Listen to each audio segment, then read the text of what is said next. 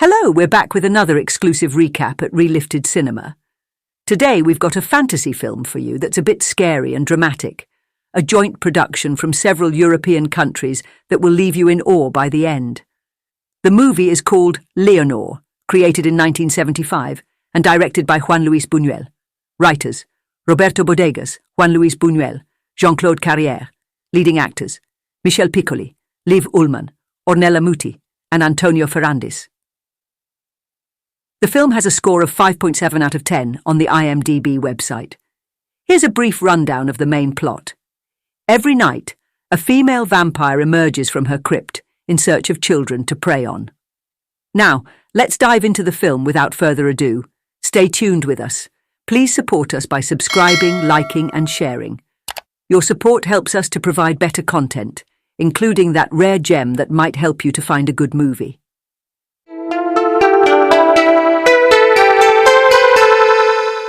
The movie starts with a scene where a group of thieves ambush two travelers. One of the travelers, Lord Richard, played by Michel Piccoli, successfully fights off most of the bandits, except for a couple that escape. He's an important figure in the region. Accompanying him is a doctor, portrayed by José María Caffarel, who has been called upon because Richard's wife, Leonor, acted by Liv Ullmann, is critically ill. She's been in the care of the castle's gardener, Thomas, played by Antonio Ferrandis, who is also knowledgeable in herbal medicine, but despite his efforts, she hasn't recovered from her grievous injuries caused when her horse fell on her. The situation is made more complicated by the fact that Thomas distrusts the doctor's more aggressive approach to treatment, which includes bleeding her and potentially performing surgery. Richard was overwhelmed with sorrow when his wife Leonor passed away. He arranged for her to be placed in an elaborate coffin, but in doing so, he discarded the remains that were already there, scattering them across a field without much thought. He hurriedly sealed her burial chamber without waiting for a priest to say prayers, and it turns out that no religious service was conducted in her honor. Afterward, Richard rode into the nearby town and had a conversation with Georges Rigaud, a man from the area.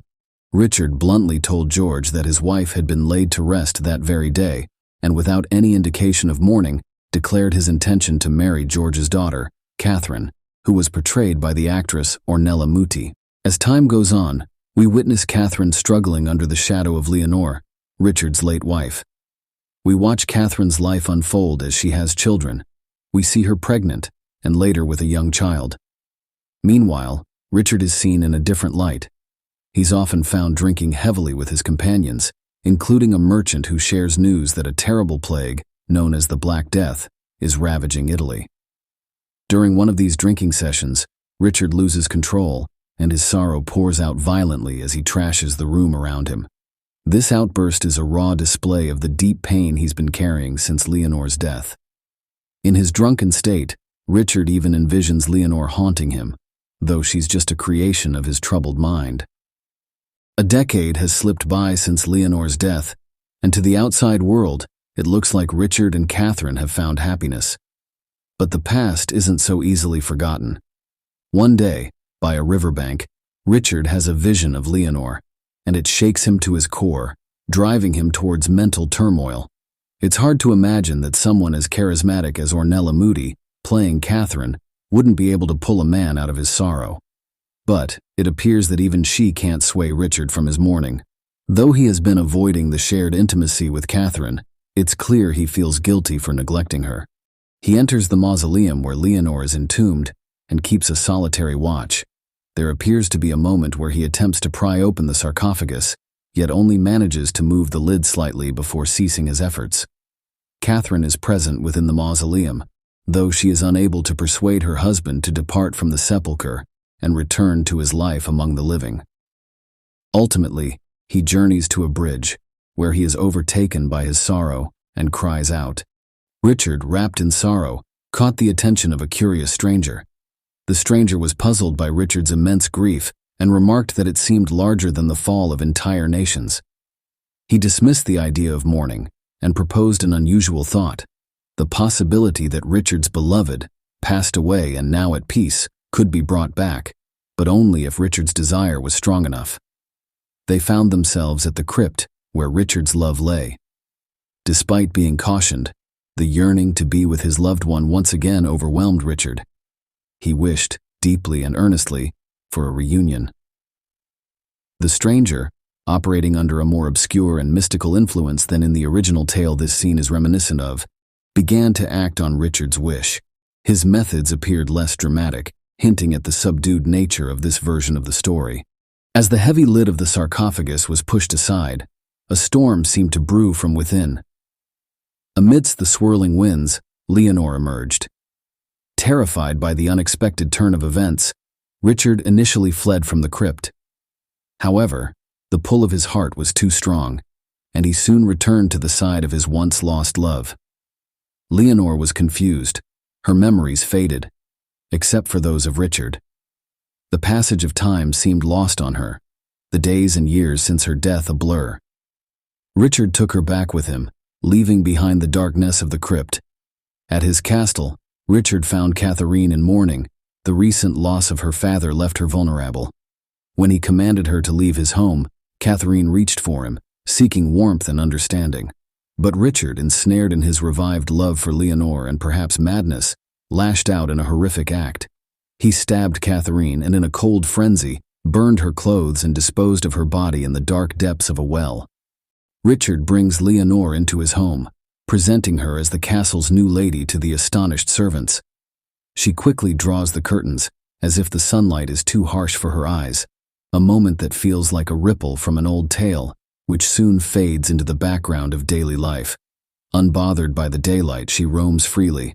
Leonore meets Thomas, an old acquaintance who recognizes her. She asks him to craft a potent fragrance. Perhaps she senses a ghostly scent of the past around her, or feels something strange about her own skin. Yet she only voices her discomfort about how her skin feels to the touch. In her reborn life, Leonore remains distant, offering little emotion compared to Richard's fiery affection for her. Her reserve stands in stark contrast to his ardent love, a flame that seems one-sided in their reunited existence. Leonore steps outside the castle walls and encounters a young girl. She shares with her a chilling true story that includes a grim act of cannibalism. The tale proves too powerful for the girl, who falls into a deep sleep. Something violent occurs next, but we don't see the details. We only learn that afterward the girl has been mysteriously killed. In the time following this unsettling event, we learn that 13 children have died under similar circumstances. Once the horror is discovered, Leonore surprisingly returns to Richard, this time with unexpected warmth and fervor. It's unclear to us if she's only taking the lives of these children, or also deriving some unknown sustenance from them. At one point, we view Leonore looming over Richard as he sleeps. Is she drawing something from him as well? The scene cuts away, leaving us to guess at the nature of this secretive and dark ritual. The shadow of the plague creeps ever closer, casting a grim pall over the land, a reminder that disease and dark tales often intertwine. However, the illness had been part of the story from the beginning, well before our tragic figure Leonore rose from her grave. Amidst the fear, a stranger appears, possessing a red powder that, when scattered in a circle, creates a boundary Leonore cannot cross. Such mystical elements hint at her supernatural nature, but stop short of painting the full picture. The climax is as tragic as it is ambiguous. Richard, driven to despair by the loss of his 2 sons at Leonore's hands, embraces her on horseback and plunges off a bridge into running water. Vampires and running water make an uneasy mix in lore, but it's unclear if this act is what ends her existence or if some other force is at play. The film teeters on the edge of a vampire story, tracing its outline, but never filling it in with certainty. Does Leonore feed on the children? The film shrouds this in mystery. What's left is a tale set on the foundation of vampire mythology, yet the heart of vampirism, the very essence, is shrouded, leaving viewers to wonder if what they're seeing is the story of a vampire or something else entirely.